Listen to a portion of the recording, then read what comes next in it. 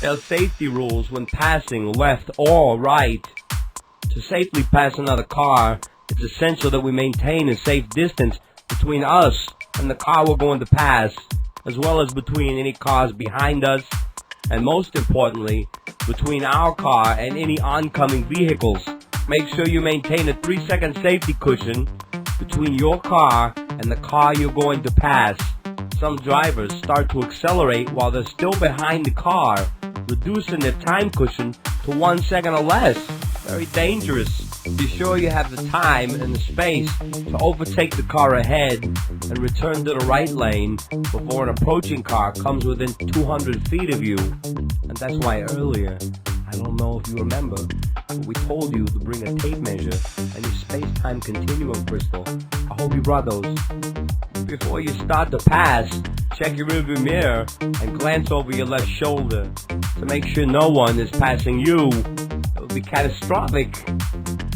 Signal left and check well ahead for no passing zones and oncoming cars. Pass on the left and don't return to the right lane until you're safely clear of the overtaken vehicle.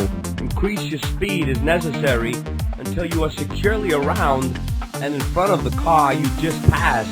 A good rule of thumb is to wait until you can see the car you've passed in your rearview mirror before returning to the right lane. Be sure to signal before you do so, and don't forget to turn off your signal.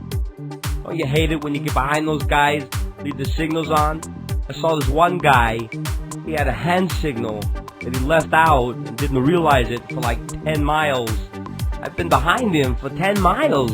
This guy had his hand out there, looking like some sideshow geek. Excuse me, sir, you left your hand signal out. Oh well, he can't hear me, I'm in my car, he's in his. I'm not very good at the jokes. One of the toughest distances to estimate is the one between your car and the car in the oncoming lane. It's a good idea to give yourself a half a mile or 30-second safe space between your car and the approaching car, based on a speed limit of 70 miles per hour. Unfortunately, there is no pat formula for estimating distance. We do have somewhat of a formula we've made up. It involves using your perception, a bit of calculus, some geometry, a sundial, and a good strong wind. It was a joke. I'm getting better at that. Anyways, it involves your perception to make a calculated guess, then deciding whether you have time to safely pass.